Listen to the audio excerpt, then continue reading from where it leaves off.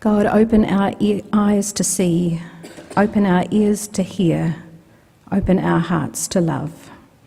Amen. Some weeks there is so much going on in the news that it's hard to know where to begin a sermon. The election results are becoming clearer, but whether actual government is possible is something that will take a while for us to find out. This week, more than 300 people were killed by suicide bombs in Iraq. And then there's the awful news of the violence in the US. In Louisiana and Minnesota, 2 more black men killed by police in situations where they were no threat to anyone.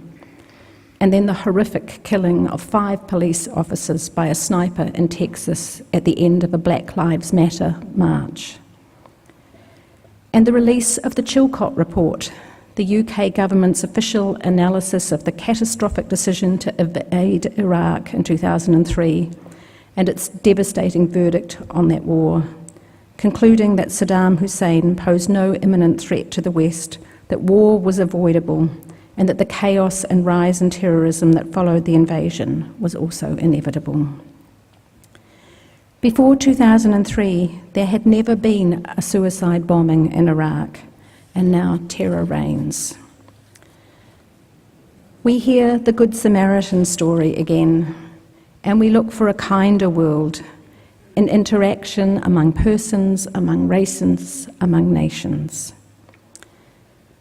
20th century American author Kurt Vonnegut wrote a scene that sums up the heart of the Good Samaritan teaching.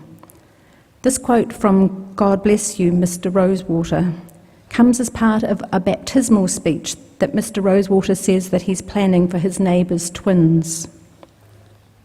He says he's going to say, "Hello, babies. Welcome to Earth. It's hot in the summer and cold in the winter.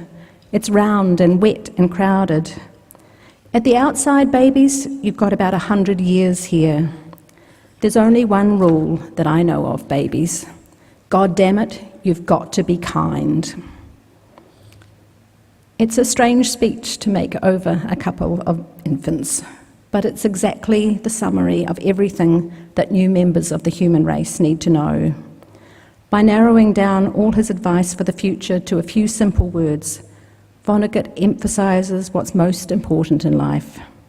Babies, God damn it, you've got to be kind. Jesus' parable of the Good Samaritan contains the essence of Christianity, and yet familiarity with it can breed our contempt. And the parable is often reduced in simplistic terms to something like, be nice like the Samaritan and not nasty like the religious people. The message is stunningly simple, but there is a twist. The character who asks the question, "Who is my neighbour?" is usually described in English as a lawyer, but a better translation is a scholar of the scriptures. He's looking for a loophole in Jesus' tough teaching about the connection between eternal life and kindness. And yet, on hearing that story of the Samaritan, he immediately grasps its meaning. Who was the neighbour? Apparently unable to directly say, "the Samaritan," he replied, "the one who showed kindness or mercy." He breaks through all the religious legality of his training by naming kindness as the true mark of the neighbour. Jesus explains the heart of living well in a way that makes perfect sense for harsh times and for our world driven by greed, competition, and individualism.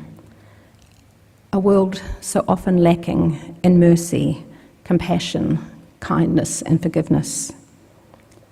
Babies, God damn it, you've got to be kind. In the same novel, Vonnegut coined a word for the failure to live with this orientation of kindness. He called it samaritrophia, by which he means the atrophy of kindness. Vonnegut says samaritrophia manifests itself as hysterical indifference to the troubles of those less fortunate than oneself. It is the deadening of conscience. A person afflicted by samatrophia follows the path of enlightened self-interest. His flag, Vonnegut says, is the black and white Jolly Roger, with these words written beneath the skull and crossbones. To hell with you, Jack, I've got mine. Being a good Samaritan is not just a personal calling. It is a political mandate, and it was blindingly absent in the decisions of Bush and Cheney, Blair and Howard to go to war in Iraq. They ignored the voice of conscience, calling them to empathy, which would have saved the lives of tens, if not hundreds of thousands of people. And in its place, the voice of self-interest reigned.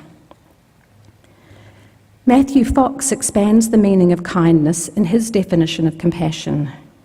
He says, compassion is not pity, it is not feeling sorry for someone. Compassion is about feelings of togetherness, and it is this awareness of kinship or togetherness that urges us to seek after justice and to do works of mercy. This is the essence of the parable. But there is that disturbing twist. Who was the Samaritan? The radical nature of the parable has become domesticated by our familiarity with it.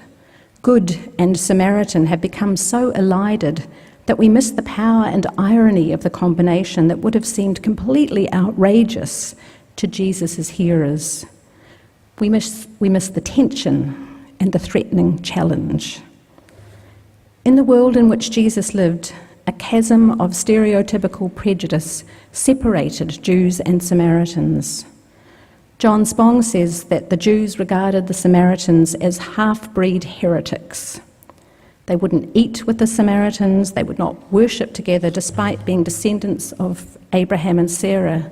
They would not intermarry or even share the same physical space if they could possibly help it. And the contempt was mutual. Yet in this story, Jesus taught that a Samaritan, acting out the claims of the law in terms of showing compassion, was more deeply a child of Abraham and Sarah than even the priest or the Levite.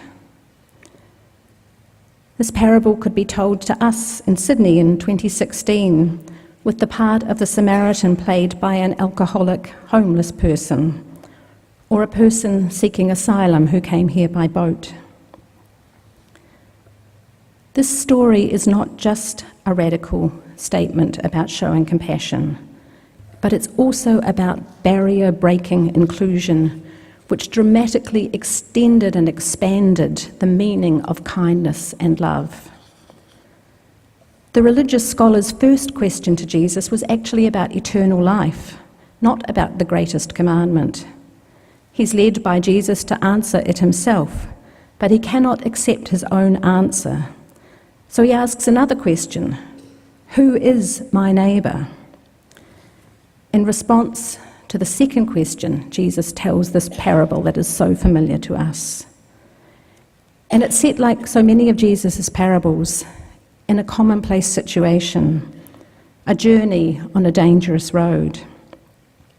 The behaviour of the priest and the Levite would have been understandable to Jesus' hearers for several reasons. In our terms, a Levite was something like a parish counsellor or church counsellor, someone who has a position of responsibility within the religious community who would have understood the expectations of faith. But the priest, obviously, and the Levite were responding to another drive within the religious community that was stronger than the call to mercy or compassion, the quest for purity. That man on the side of the road may have been dead, and dead bodies were ritually impure, and contact with the dead could have excluded them from the temple practice for a period of time. The ugliness of their neglect is highlighted when, surprisingly, it is a Samaritan who is the one who is unselfish, concerned, attentive and caring, the one who came close. From the Jewish point of view, the Samaritan was the opposite of the religious scholar and the priest and the Levite. Anyone else could have been that third character coming along the road to Jericho, But Jesus' choice of the Samaritan, the ultimate outsider, would have been shocking. Jesus twists the question from who is my neighbour to who proved to be my neighbour. In the way he spoke and the way he lived, Jesus also invites us to face up to our prejudices. The way he included women and Samaritans and sinners rippled out through the early church's encounters with the Gentiles and on through the ages as the church has confronted prejudice in the form of slavery and racism and sexism, economic injustice and homophobia. Table fellowship with the ritually impure was a central feature of Jesus' ministry. The sinners that Jesus ate with had been placed outside the holiness code of Israel as it was being interpreted in Jesus' time. To include such outsiders in the realm of God was to reject the views of those who valued separation from the uncleanness of the world. In his table communion with social outcasts, Jesus lived out the dawning of a new age of forgiveness and inclusion and welcome. According to Marcus Borg, Jesus deliberately contravened the holiness code of the Pharisees and other groups in Judaism. Jesus appears not to have agreed that one achieved holiness by separation from the unclean. He rejected the notion that external things defile or pollute a person's essential being.